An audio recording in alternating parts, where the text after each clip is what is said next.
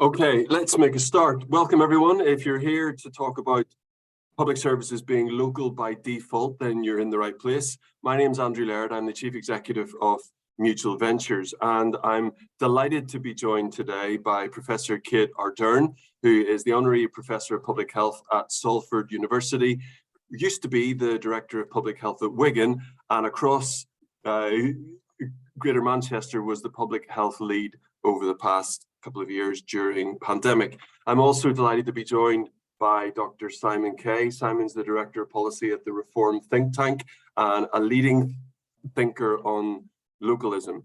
And I'm also delighted to be joined by my colleague, Morgan Finlayson, who is a senior consultant on the Mutual Ventures team and a former civil servant. So just before we start, some housekeeping. There's no slides today. It's all about the conversation. You can post questions in the Q&A function and we'll do our best to try and get to those. This is being recorded, so there's no need to take copious amounts of notes. We will share the recording and you can share that with colleagues, or if you even want to rewatch it, you can do that. So first of all, I'm going to ask Morgan to introduce this topic. So when Morgan joined us, she wrote an article on, from the perspective of a civil servant, why it makes sense for public services to be local by default. So I'm going to ask Morgan to introduce the topic, and then I'm going to ask Kate and Simon to respond, and then we'll get into some questions. So Morgan, over to you. Brilliant. Thank you very much, Andrew. And do just give me a wave if my signal goes in and out or you can't hear anything that I'm saying, but I'll power on. To set a bit of context as to why I was thinking about this question, I spent 9 years in central government plus secondments and also additional work in the third sector, which included frontline delivery organisations. So I'm speaking from the perspective of someone who's seen it from both sides. And I was thinking about this question about local by default as it's not just a common thread with central departments who have an established operational arm. It's also about looking at departments who are delivering services on the ground as part of particular policies. And one of the things that I keep coming back to is about the willingness and the energy in central government that is there to solve really big problems, the biggest problems of the day. But often sometimes when you're sat on that side, it can feel like a bit of an uphill battle to try and make positive change, because it sometimes feels like you start trying to solve one problem and then you scratch the surface and discover that there's 4 more problems beneath that. And then you scratch those and discover there's 20 more beneath that. And suddenly there's far more problems than solutions to actually solve them. And it becomes incredibly difficult to make change happen nationally, particularly at speed. But the thing that I felt at the time, and I still feel to this day, is that in order to solve those really big problems, that you have to solve the little ones first, which is where the article really came from. And there were a couple of examples in my time in those 9 years that I'll quickly dwell on in thinking about where this did and didn't work. Where it didn't work quite as well was a central department commissioning one particular supplier to support victims of trafficking, who would then subcontract to one support service organisation per region of the country. The intention being cover as much ground as possible and ensure that there is as much wide-ranging support for victims of trafficking as possible. Unfortunately, all these subcontracted organisations had different focuses and different specialisms. So it meant that in a particular area, individuals couldn't necessarily access the service that they needed and would potentially have to travel hundreds of miles to get the right support service. It also unfortunately showed up where the gaps were in having a single contractor provide that service and needed to add about an additional 22% value onto the contract, which amounted to millions of pounds, to make sure that there was better coverage across the different regions. The intention was there and the willingness to solve that particular problem was there. But without that localized approach, it did mean that the support was patchy and inconsistent. Whereas by comparison, while I was on secondment, I worked within a London borough that was working on reducing reoffending, which is a huge national issue, where they were deploying multiple specific and granular targeted strategies. And they were commissioning groups of local organisations as partnerships to support, in particular, women who were in or leaving the criminal justice system.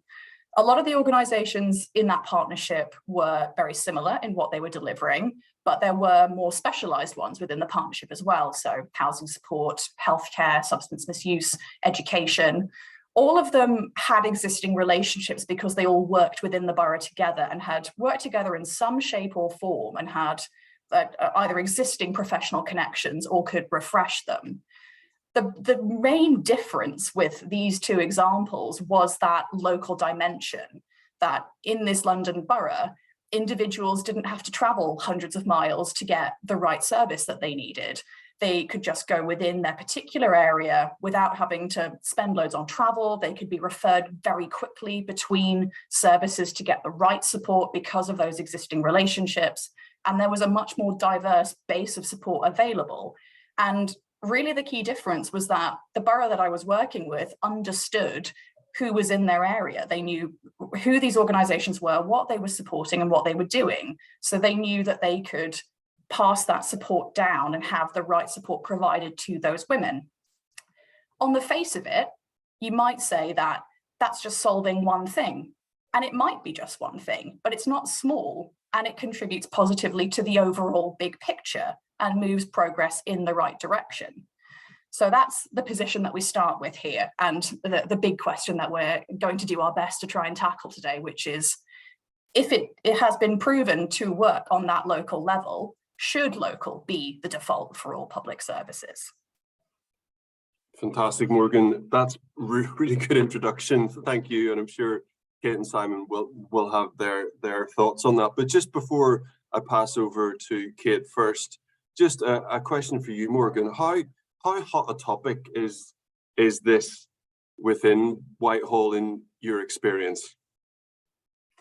It's always a consistent thing that keeps sort of floating up and coming back down. And that's in part due to the way in which central government departments grow and shrink according to different policy requirements or particular, I guess you would call them crises.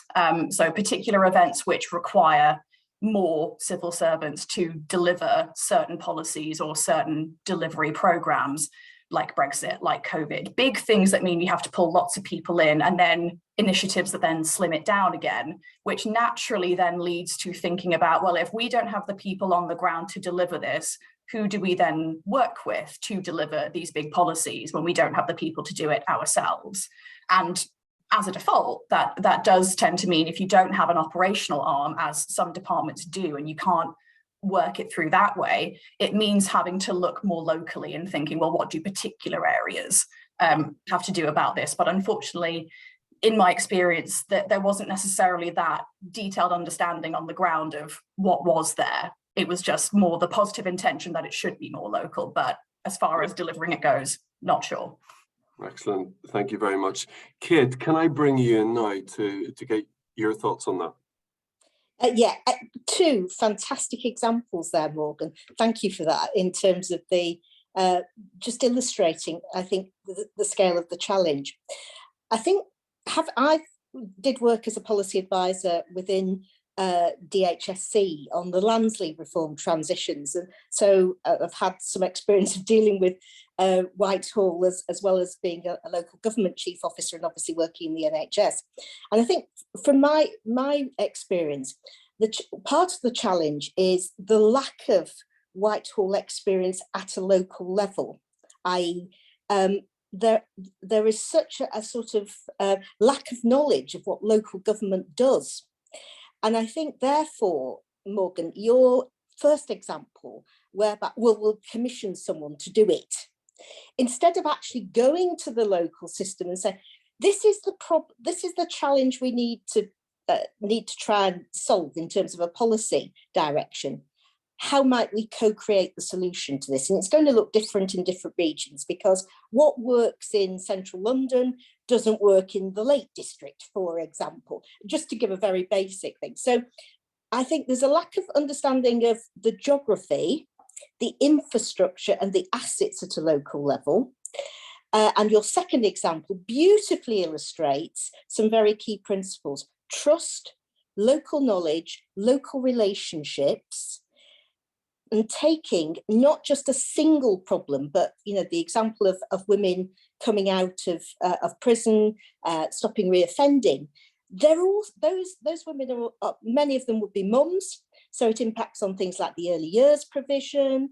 There are people who would want to get back into the economy, so economy and skills, education.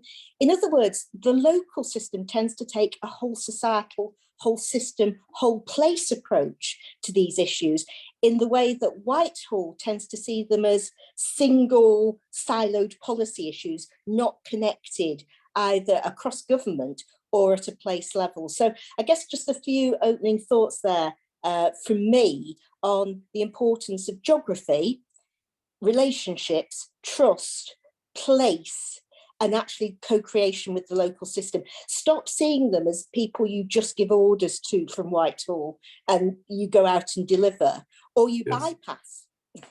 Indeed, indeed. Thank you very much, Kate. Just a quick question for you. So for me, public health is a great example of a public service that has to be delivered locally. Now, there's different elements to this, and you will have a lot of experience of this over the past couple of years, where there needs to be some sort of national response in a pandemic, for instance. But our experience of observing how local areas have responded, it's ultra local, isn't it? Yes, to a certain extent. I think you need to set policy direction nationally, and I think there are some. I'll give a couple of two really good examples for colleagues online. If you look at, for example, the Scottish Government's minimum unit pricing policy, there are some things like that where you're tackling the commercial determinants of health that you do need a consistent national approach. And, you know, all the research and evaluation shows that is really working and making a difference. Obviously, the Future Generations Act in Wales is another great example of that too, where you're getting a consistent cross-government approach to giving every child the best start in life.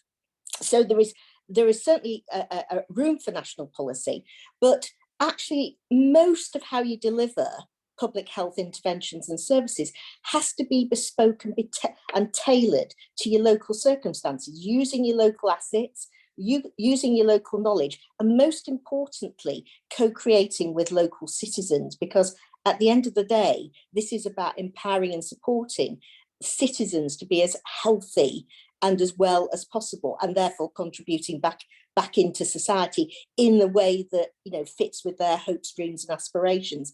And top-down siloed public health programmes, some of which we've seen over the last couple of weeks, for example, with some of the announcements about smoking, are not going to work at a local level because they're siloed. They're not engaged with the local system. And saying you're going to give, for example, you know, 400 quid to pregnant women to give up smoking, and there's there'll need to be wraparound support when you've actually in effect cut some of the public health grant that delivers that local support, isn't joined up policy making. So yeah, devolution of the resources and the, if you like, the influence and the ability to deliver those services much better done through local DPHs, through local government, in that who have that sense of place and those trusted relationships that Morgan, you know, rightly says are so important. Yes, and just apologies, Simon, I will come to you in a second. There's another question that's just come into my head here. So obviously, Kate, both you and Simon have been on the Radical Reformers podcast with me, and another guest on there was Lucy Whiteman, who is a public health colleague of yours, Kate, and I know Simon knows Lucy as well. So Lucy's the Director of Public Health and Communities and Wellbeing in Essex. Now, Essex is a big county with 12 districts, and her view, actually very clearly expressed on the podcast, was that she actually thought public health would be even better delivered at the district level rather than at that county level, because at the county level she's dealing with 3 integrated care systems and 12 districts. Do you have a view on whether, you know, across the country public health needs to be pushed down even further? Oh yes, absolutely. And I would say at neighbourhood level, certainly my experience in Wigan was very much working with those 14 townships. And I go back to the geography citizens recognise.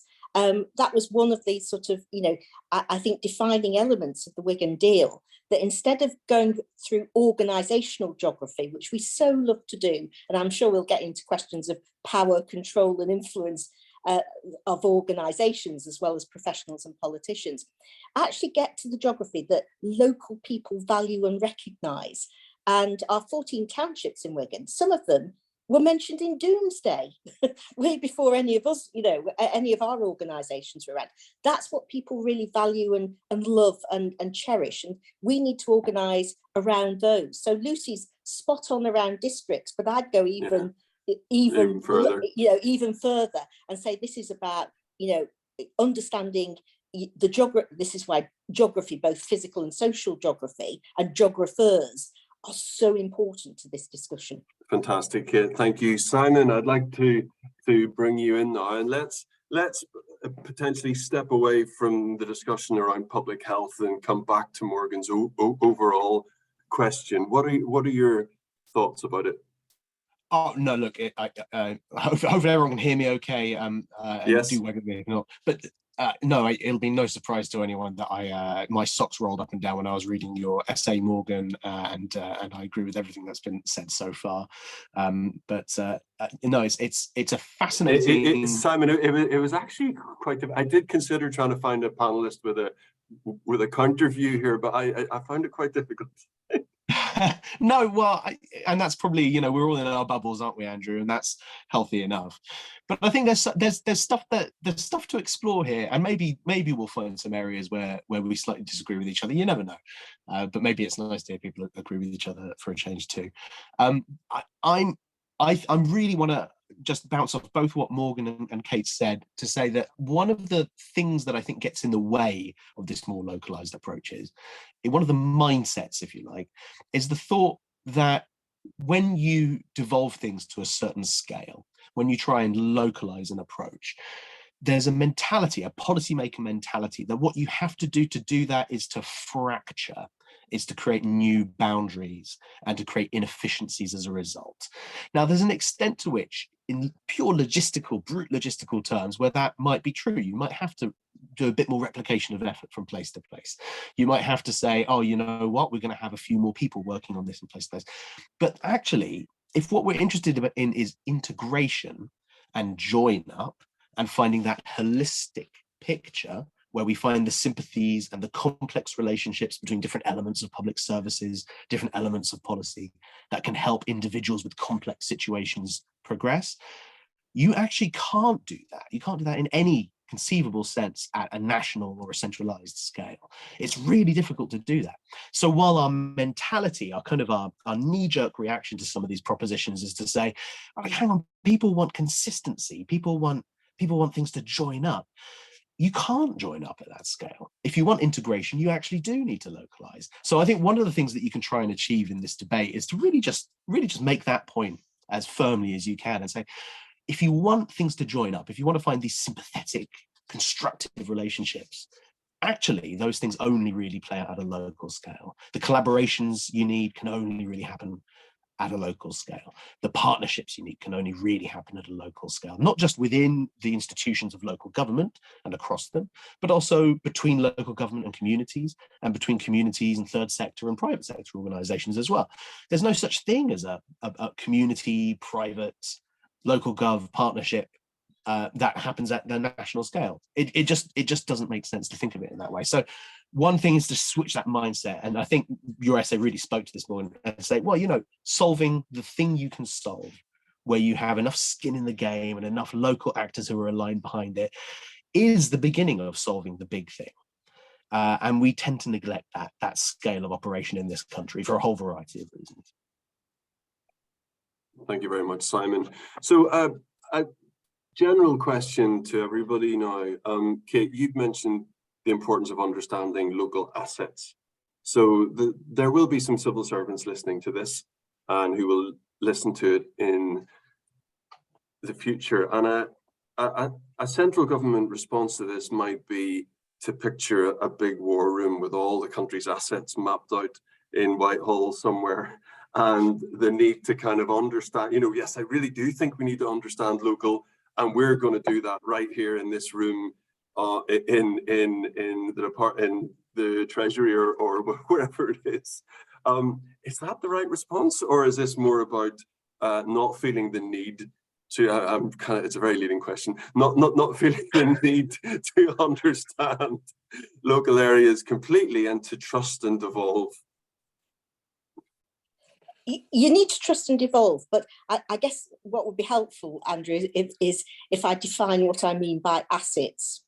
And by assets, I don't mean just physical infrastructure. Actually, what Morgan was describing beautifully in that London example was the assets of the relationships. You can't put that on the wall, on a map in Whitehall. And the, if you like, the skills of the people. Your biggest asset in your community are actually your citizens. And the only way in which you can build a knowledge of those assets is to actually have, constant conversations.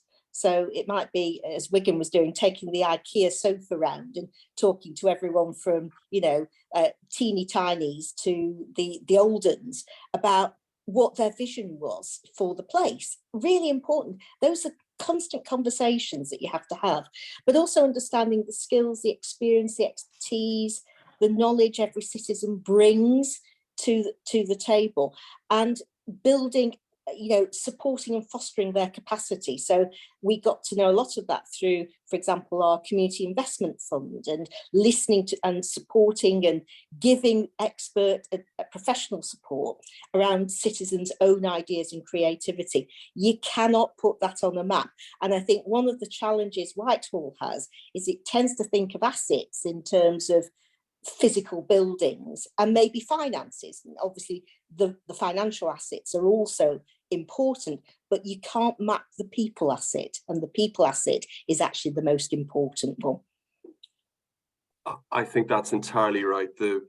In our work at Mutual Ventures, actually, there's the stuff you can grab and hold on to, but the thing which makes everything work is the relationships and the trust, and that, as to come back to what Simon was saying, that's built up at a local level, because that's where people live and it's where things are actually impacted.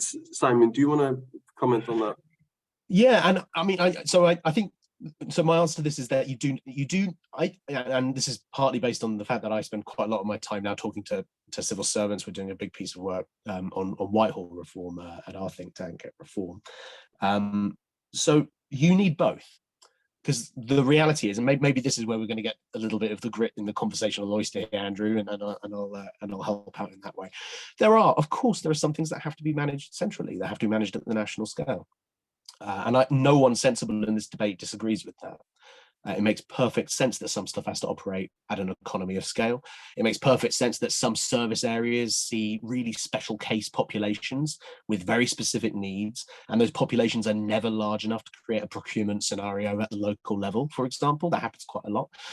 And in those situations, you have a different scale of operation. But even in those situations, responding to individual and community need is all about understanding local conditions. So the difficult answer to this question is, you both need to think actively about creating autonomy for communities and powers and devolution to support that. But you also need to think about how the operations of central government and stuff happening at the national scale is properly informed about local contexts, so that the things that you do at that national scale intervention make sense and make a difference in the actual lives of people. So it's both. You need both, and that is not easy. No one's claiming that it is. It's a massive knowledge problem, and it's one of the many reasons why this is a difficult area to get traction with central government. Oh, you're on mute, Andrew. Just a question from one of the listeners here. So the difference between postcode lottery and postcode choice is not always an easy distinction to sell to national politicians, officials, or even the public. Do we need a new constitutional arrangement between local and central government? Now this, we're going to have to keep our answers to this brief, because this is an entire thesis rather than an essay perhaps, but it's interesting because one of our colleagues in Mutual Ventures, Yvonne, is German, and gave a wonderful presentation to our team about the German experience of levelling up after the Second World War, and how, you know, there was a really good explanation of how the federal system works, and the level of maturity of devolution there is just so much more. So it'd be good to get both of your thoughts on that question around, do we need a new constitutional arrangement? Briefly. Simon, yeah. I mean, I personally, I think that would be very helpful, yes. But the one thing that a constitution probably can't shift unless over very long timescales is the kind of the cultural barrier to that way of thinking. So it's obviously helpful that there's been this established tradition in some countries, which we don't share in this country, of municipal leadership, of local leadership, of federal approaches. We've got a very different non-contiguous history where there's been a lot of local leadership, but it's not quite the same.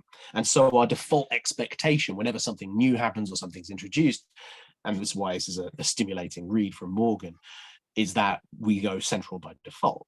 But that's not, so maybe you can rewire some of those expectations and mindsets, both on the part of government and of local citizens, by having a different constitutional settlement. But actually, I think one of the things that you need to think about more directly is addressing the whole concept of the postcode lottery. We have an allergy in this country, I think. I'd love to hear other people's views on this. We have a kind of an allergy to the idea of local differentiation, of slightly different experiences from place to place. I had a conversation not so long ago where people were complaining to me that the colours of their bins varied between one part of London to another, or from where they had a friend in Suffolk to where they were usually living in another part of the country. And when I asked them, well, why does it matter to you that the bins are different colours in these different places? They didn't really have an answer. There was just a general sense that it cut against a fundamental part of our value system. That they've been wronged in some way, that they've been robbed of a nicely coloured bin. Yeah. It's a trivial example, but even in situations where outcomes are quite different from place to place, there is a mature, as you put it, view in other parts of the world that this is to be expected. This is part of the differences that make other places fly in some ways too. And finally, I'd say, if our solution to postcode lotteries, to local difference, is centralization, then we're probably barking up the wrong tree. I think a great deal of postcode lottery is generated by our one-size-fits-all approach, which can't possibly have the same outcomes in every single place. But anyways, that's my take. Thanks, Simon. Kate, I'm going to bring you in, and then I know Morgan has a couple of questions that she wants to put to you both. Yeah, I completely agree with Simon on this. And I actually think it's worth us not just looking at reflecting on countries where you've got a mature federal system like Germany, which I think is a really, really excellent example. Finland is a really good example from public health perspective, and I'm going to bring my favourite example from North Karelia in here, whereby North Karelia in the late 1970s was having some of the worst outcomes in terms of heart disease and stroke. Local people went to the local government, because of course the way in which the health service runs in Finland is through local government, and said, look, too many of us are dying of heart disease and stroke. What are we going to do about it? When they investigated, they were spending loads and loads of money on heart disease and stroke treatment, but of course it wasn't making a difference in terms of population health. So what they did was to take the bold and brave decision, and it was a political but also a people decision, to shift the investment into upstream interventions.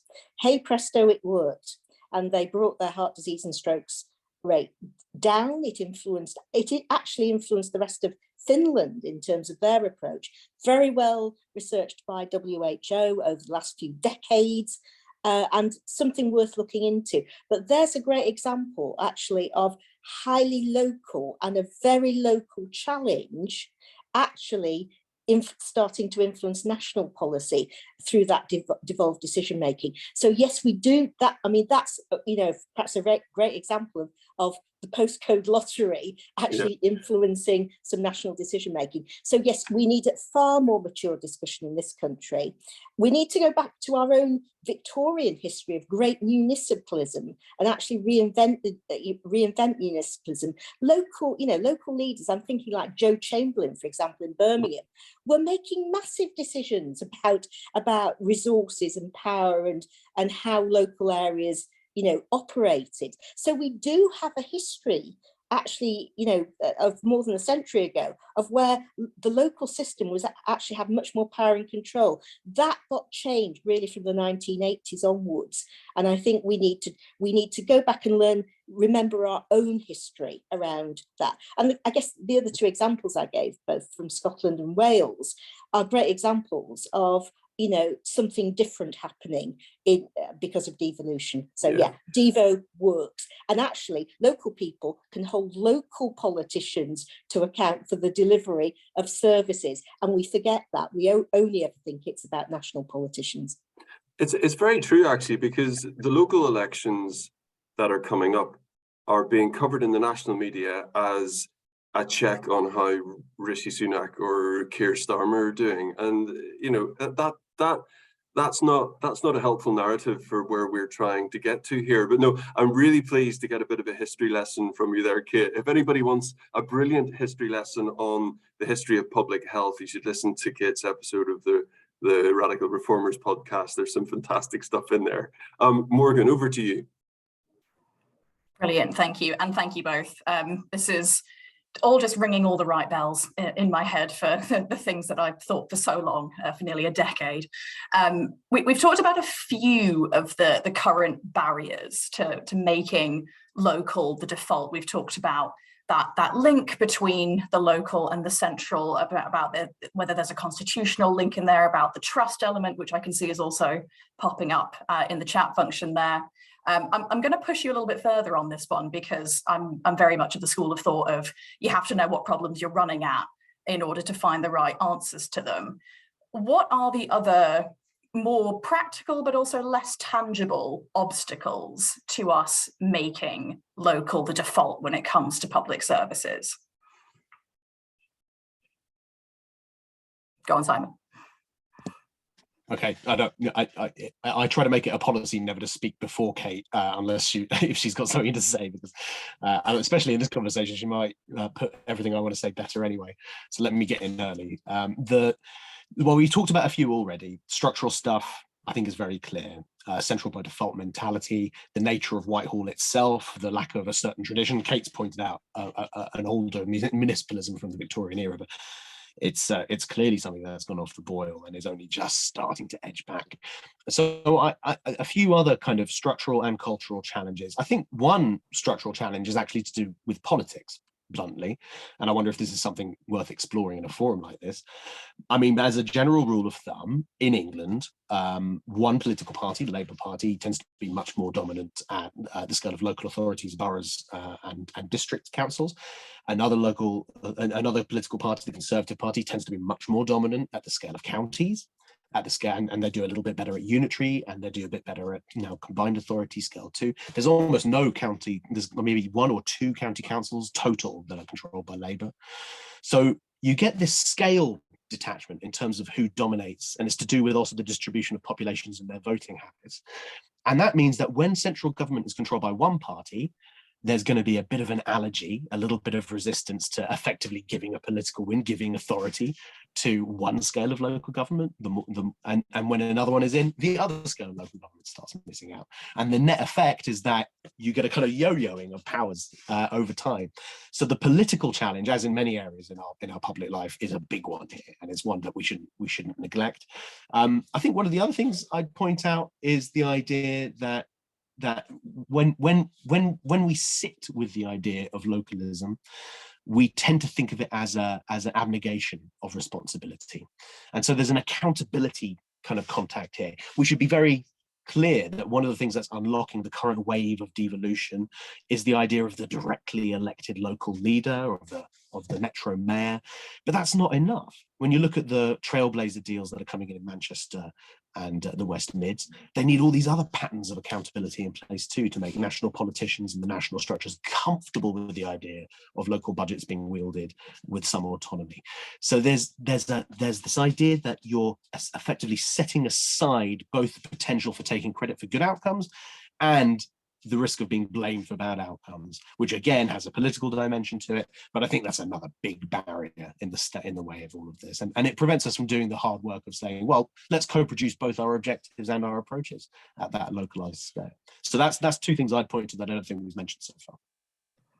Absolutely, and definitely, I think there's also the sort of quadrupled effect of that accountability element, because it's not just the politics at the local level around saying, okay, we've now taken accountability for doing this, whether it works out or whether it doesn't work out falls on them, but also it trickles back up the chain up to that central government level, where you've taken that decision to say, right, we've devolved this out, and if it does work, cracking, we'll take that on board, and if it doesn't, we won't do it again. There is that sort of general broader aversion to risk there of focusing on the potential of it going wrong as the default, rather than what could potentially go right, and therefore stepping back from that accountability. But Kate, I'll go to you now. Yeah, I following on your theme there, Morgan, we have a very risk-averse culture throughout, I think, the civil society in this country. Some of it is driven, I think, by sometimes, elements of the media as well. But we don't learn unless we make mistakes, or you don't innovate unless you actually are prepared to fail.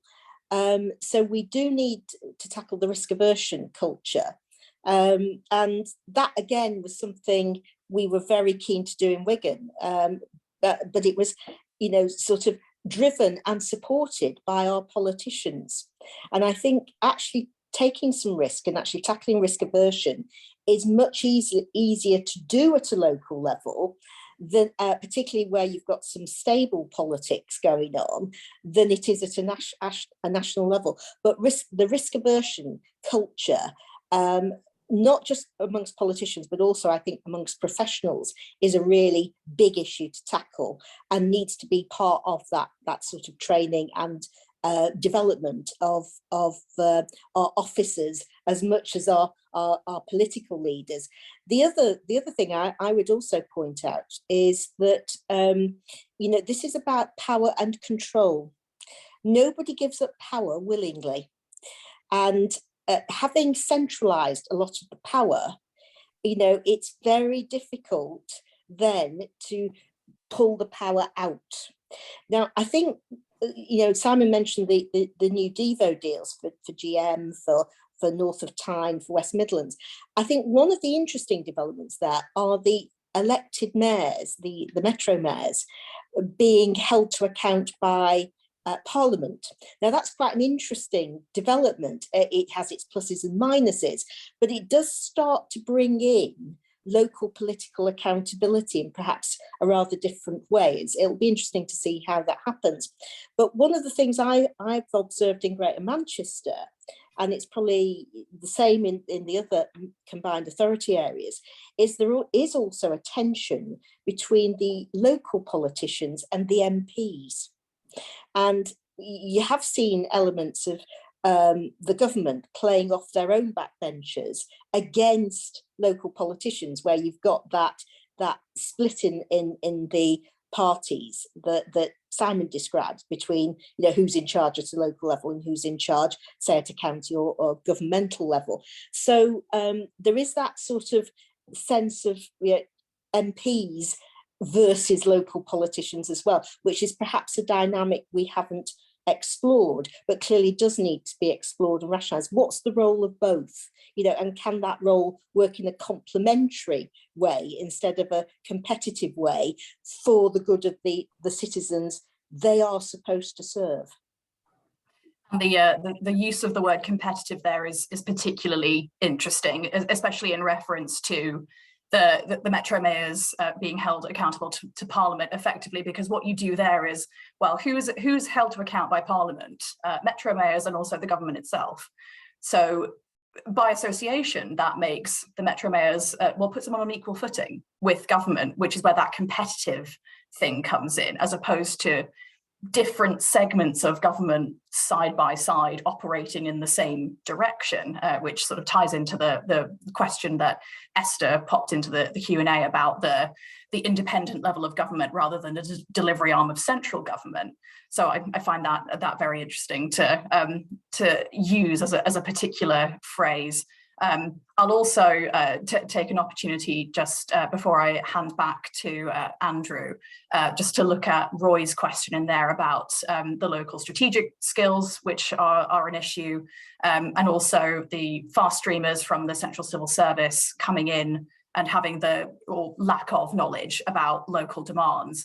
I will come on to this just because it's of particular interest to me as a former fast streamer, that one of the things that I particularly valued about my fast stream experience was the ability to go on secondment and actually go out to the front line and to either go into third sector organizations, into local government, and see how it works from that side, which is really where this article kind of stems from, was that you need to be able to step out of Whitehall in order to see how it works. And particularly when the civil service is largely based outside of London, I think it's incredibly important to be able to see how something actually works on the ground before you start coming up with ideas about how to solve it. That's unfortunately no longer part of the civil service fast stream scheme, which I think I'll forever be depressed about in terms of a learning and development opportunity. And so it means that all this knowledge is captured in this local area, and the gap between that and the people who did previously have the ability to be that bridge and bring that information back from the local area, there's no longer that exchange of the central bringing strategic skills and the local sending back fast streamers with that detailed local knowledge. So just a more personal one for me, as a mild therapy session for me, but I'll hand it to you, Andrew. No, it's a really good point, and thanks, Roy Sandbach, for asking that question. My experience, I say this all the time, is that some of the best civil servants, central government civil servants that I have engaged with are ones who have had experience in a council, and they just get the delivery constraints and how to get things done really well. So I just want to pick out a couple of questions here. So there are three questions here that I believe are linked. So I'm going to read all three so you can address them, and I think they will be able to be answered together. So there's a really good one from Esther Robinson. Is the real challenge not about central governments, either in London or Edinburgh, thinking that all problems need addressing nationally? Who decides what gets treated where? And there's some debate in Scotland around the role of local government and community empowerment. Sandra Beaton then asked a question: major problem in local v national delivery is where national policy is wrong and government can't or won't back down. An example being reducing reoffending, where the Home Office MOJ saw this as an outcome which is measurable and definable. Sandra's view is that neither of those are true. And then another one from Roy, just about same theme. Localism demands that central government lets go of decision making and trusts local capabilities. Is that trust there? Does central government trust regional mayors? Or possibly a better example, the Scottish government, and what should we do about that? So lots of stuff there, but I think you can see that all three questions are kind of pushing at the same thing. So would you like to take a swing at answering some of those? Go on, Simon, you go. Okay, so no, I think the subtext of each of those questions, as you say, is shared. And one of the things that I think feeds through in that subtext isn't, I think that it would be a mistake just to say, oh, it's about central arrogance or something like that. I think one of the things that's worth talking about here is the belief, and I think it's an instinctive one and perhaps a kind of common sense belief, that big challenges require proportionately big responses. It's something that, Morgan, you kind of reflect on a little bit in your essay, in your article. When there's a global challenge or a national scale challenge, the response has to be big.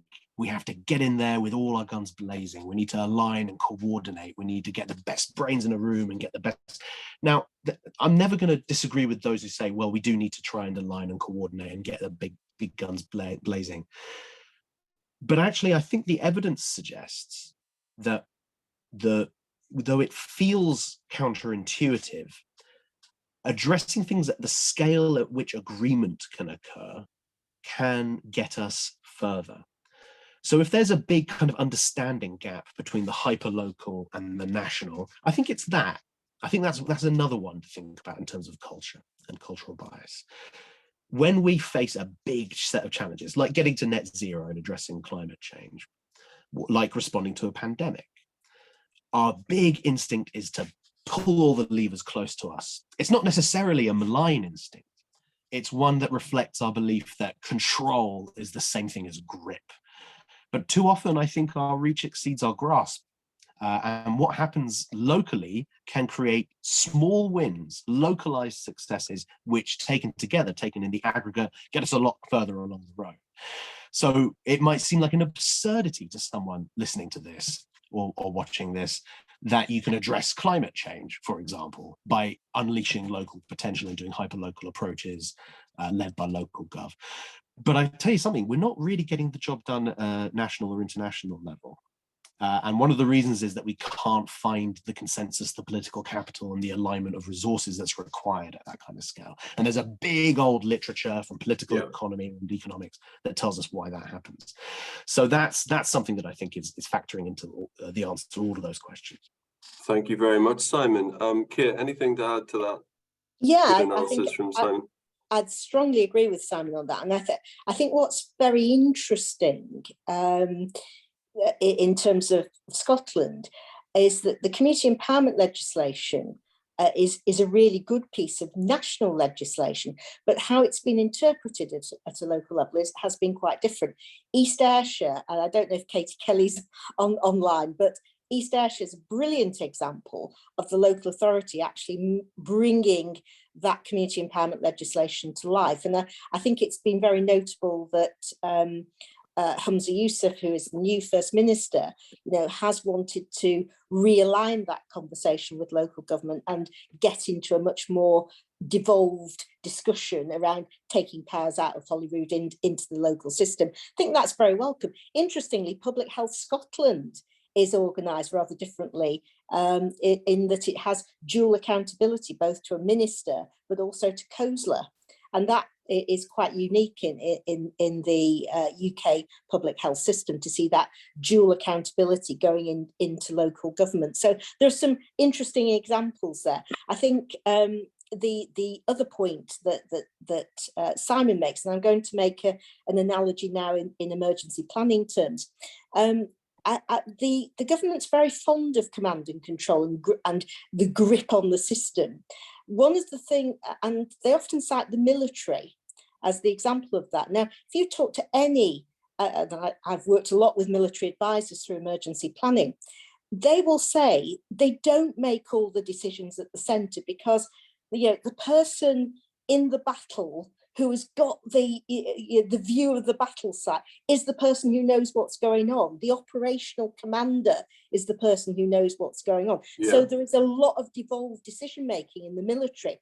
And I think often central government use military analogy without actually understanding how decision making happens. Yeah. And it's very interesting in the pandemic, but in other emergency planning situations, local government works really well with the military because they have that, both have that kind of understanding that you need to devolve decision making down to a frontline level where people have got that intelligence. And I guess the lack of maturity in our system is, just as Simon says, it's about having, we've got to have a grip on things without actually understanding that grip may in fact hinder the response, not help it. Yeah, thank you very much, Kate. I want to go back to some of the questions which have come in here. So there's a couple which go to the, I would say, pomposity of London-based politicians and advisors, if I can say that. So there's a really good one from Nisha Granham. Do we have too many London-based, nationally focused consultants involved in politics who supply a centralised civil service with centralising advice? And then a second one, which is anonymous, unfortunately, because it's fantastic. Winston Churchill once said about meeting with local leaders, "I refused to be shut up in a with Mrs. Sydney Webb. How do we bring local politicians and national politicians together so that they feel more like equals to tackle the big social and economic challenges of the day? So yes, Kate, Simon, or Morgan, in fact, who would like to have a go at that one? Yeah, go on, Simon. You've given others a chance. Go for it. Well, I'd love to hear a Morgan's perspective can we call you a recovering civil servant, Morgan? Is that the way to call it? I'm currently in rehab, yes. Yeah. So you'll have a perspective on this, but I think that I'm talking to so many civil servants right now that there's a risk I'm getting captured by them a little bit. I don't want to overstate the pomposity point. There's a mentality at the core of some civil service traditions that revolves around this whole sense, oh, we know best. But actually, for the most part, I think this is about a knowledge gap. Everyone's incredibly well-meaning within the system. I really do believe that. And what tends to happen is that both decision-making and information flow tends to exclude not only the stuff we know is locally understood, but of course it excludes all of the tacitly understood stuff, the distributed bits of information that are relevant to decisions. And that's what leads to over-centralization as well. You get this agglomeration in London, it's very dominant. And there's been an effort recently, you know, the Beyond Whitehall stuff of moving bits of departments to different parts of the country. We'll wait and see to see if that has like a meaningful effect on outcomes and culture. My personal perspective is that it's much less important about where you have your office job than it is to have a diversity of voices within that office wherever it is. And hopefully, you know, some of the kind of the religiosity around being in person for work could be one of the things that breaks down barriers there and diversifies voices. But like I said, I'd love to hear Morgan's perspective on the London-centric bit. Morgan, go for it. Yes, it's an interesting point to make about the, you know, moving departments outside of London. What impact is that going to have on the views of that department as it moves outside? And unfortunately, there will always be one little obstacle that holds back on actually being able to sort of decentralize the power of the civil service more broadly across the country, is because ministers are in London. So there is inherently an expectation that in order to get things moving or to influence the power structures, you've got to be in London so you can be in front of ministers and to do it that way. So in my ideal world, I would say that, again, going back to some of the questions that have been raised, if you decentralize the power of ministers elsewhere, and decentralize sort of who is making these decisions to that local level, to the metro mayors, to whoever it is, I'm talking in very theoretical terms here, that naturally then drags civil servants elsewhere across the country and gives them more exposure to those areas sort of as standard.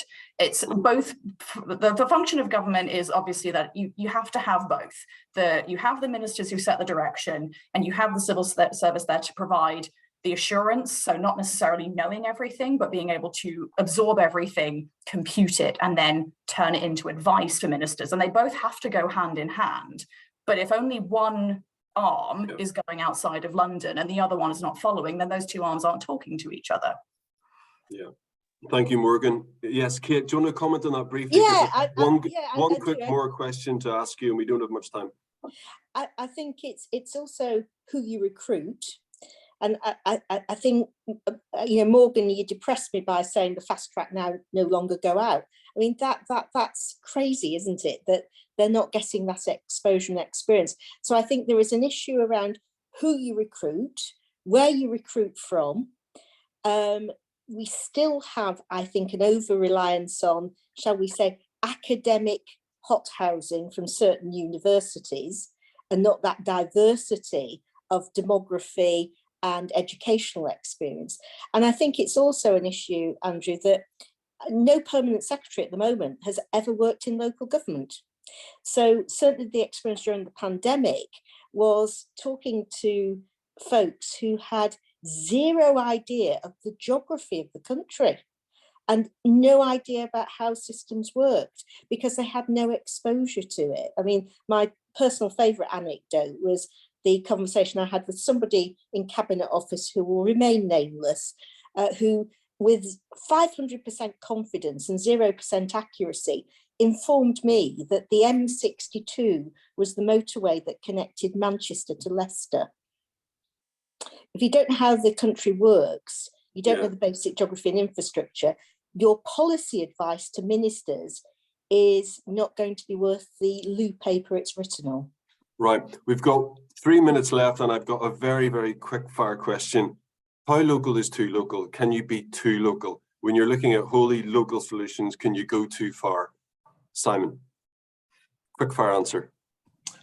Yes, you can be too local. For example, when you effectively expect hyperlocal community groups and informal volunteers to take on the hard effort that should be coordinated across multiple scales. If you try to solve problems which require lots of specialization with national level input, and then move that down to a regional or local scale, that can backfire too. You can, of course, it's possible to be too local. It's just, it's not the problem we have. That's not the problem. Yes, Kate, very quickly. Yes, you can be too local. It has to be about horses for courses, and very local groups need to be empowered and supported in their delivery or their co-creation. So it's not a one size fits all, but as Simon says, too local is not the problem this country has. Fantastic. Morgan, any final thoughts? Half a minute, 1 minute. No, and I mean, I hopefully haven't, just because you've said it, Kate, I hopefully haven't depressed everyone who's listening too much about the topics that we've been going over here, but I think it's been a really interesting discussion. As I mentioned at the start, once you start to scratch the surface, more things start to come out, and I'm fairly confident that there are still more things that we could probably uncover, but I think that's probably one for a follow-up essay and a follow-up discussion for another time. So thank you both very much for your time on this. Fantastic. Thank you, Simon. Thank you, Kate. Thank you, Morgan. Thank you, everybody, for listening and for sending in great questions. Apologies we didn't get through all of them. There were a few have just literally come in, and we're almost at 12 o'clock, so we won't get to them. But just to say that we'll be sending out the recording of this, and feel free to send it around friends and colleagues who might be interested.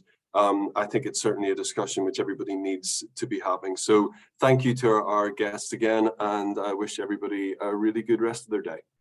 Thank you.